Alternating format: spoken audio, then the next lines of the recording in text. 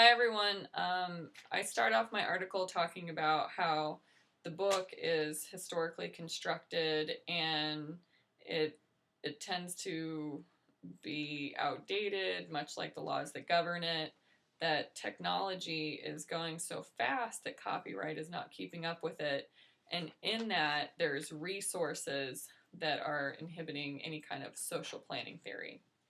I mentioned that there's many theories out there, but like Lessig points out, they're they're one-sided. They're only looking at their one view. He talks about the binary copyright war, that everything's pivoted against one another. People think it's Hollywood or the net winning, and it doesn't have to be one or the other.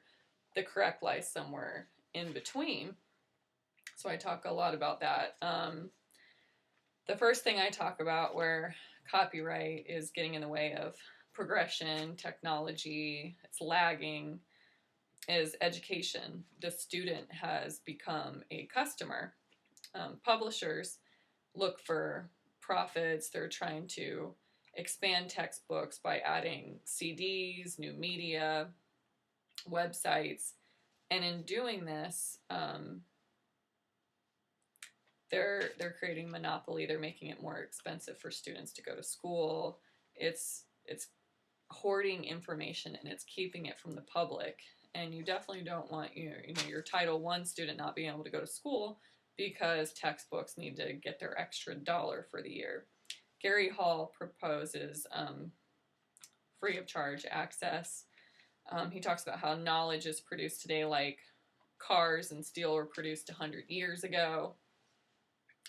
That knowledge is a commodity like gold and diamonds, and open access would diminish these costs. Textbook prices have raised 2 times the inflation rate over the last 20 years.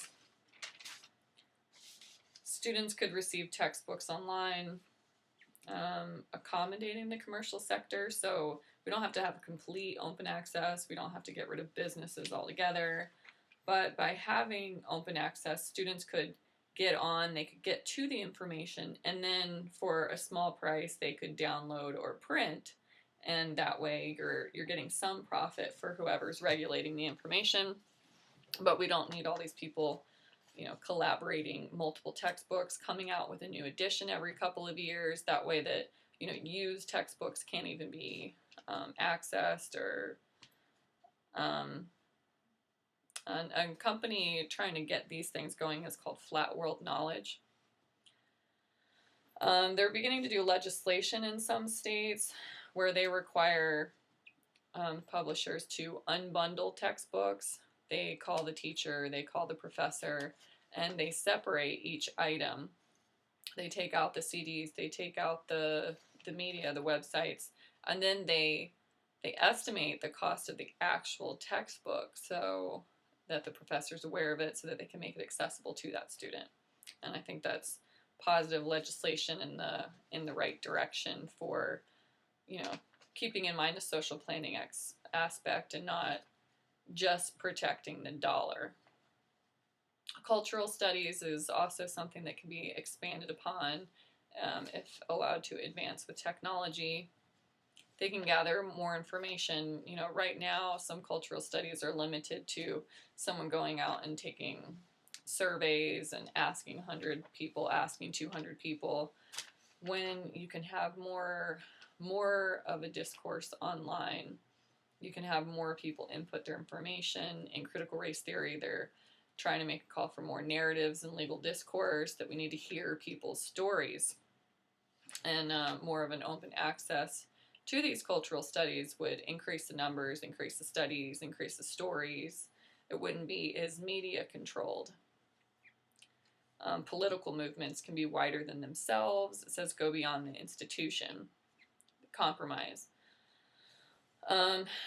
Students reenacting history was something Lessig goes over, and he uses Japan as an example because here appropriation, remixing, editing, not using original items keeps students from getting a media literacy. By using appropriation, remixing, and editing, they're becoming their own producers. And by this, they're actually adding, again, to narratives, because they're able to tell their own stories. Even if they're using clips of other information, they're able to get their personal narrative out there. And they're also able to interact and reenact history. They're learning, they're more engaged because they're participating in this history. Remixing like CDs or appropriation, talks about leaving without being able to use that clip of the original. And I used to think this was awful with music, can't you make your own music? But by, Lessig argues that using that clip of the original has a cultural reference that you take out if you try to copy it, if you try to imitate it, if you try to make your own version of it. You don't have that same cultural reference. Much like appropriation with The Wind Done Gone, it wouldn't have the significance that it does if it weren't for Gone with the Wind. If you take that out, you're really not left with anything. And then I go on to another problem is the author versus the public consciousness. I believe in Lockean theory. I think that the author is perfectly entitled to the fruits of their own labor. Leave the profits to your children if you want to, but just on your text alone. Appropriation, revisions, remixing,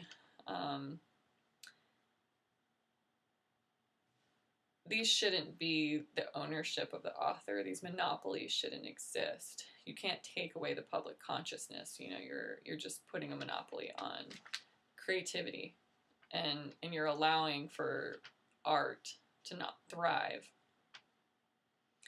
Then I go back into scholarly articles. There was an article with Ted Strifus. He talks about how with scholarly articles, the author feels like they're ripped off. They're basically signing over all their rights to the publisher to get tenure, to get, promotions, to get reputation, and they're not really getting anything from it. Well, then on the flip side of that, the universities can't afford the prices, even though the authors are practically signing them over for free. So for me, with technology, if authors have the capabilities of giving them to the university, they somehow need to get reputable, but be able to give them to universities, because I think death of the publisher in this situation, they're not serving any purpose, they're creating a problem. Authors, so open access for authors. And I think that at one point I'm talking about like tagging, because that's one way that I think it was Lessig talks about still having that reputation with the public. You're going to have people that say comments, but you can also have the relevant ones coming from other people with doctorates, with masters in the scholarly world, to keep the reputation up. Hall also talks about editing, revising, making comments. He's talking about how to loophole copyright by posting information online, but I think that's a great resource for authors to be able to edit, make revisions, make notes. If you've ever been misunderstood in your work, if you've ever had a reader in a writing class say, "Oh, I thought you meant this." No, I didn't. I think that's a great resource, and you can document the beginnings of something, the middle, the end of it, and you can respond, and it can develop. Your writing doesn't have to be this stuck thing that you give birth to and then, can't keep track of. Selling directly to fans, with the death of the publisher, keeps artistic purity, just like music. Some people, seek out live performances because they don't want to hear the publisher's input, the producer's input on it. And I think, a true original would be great. As far as the critics say about that, killing the business models, really, I think, society needs to keep up with these things. Netflix, Amazon Prime have jumped on that bandwagon trying to kill cable because no one wants to watch commercials. And I say, let it be. Copyright needs to keep up with technology, and we need to keep these things rolling, not going backwards.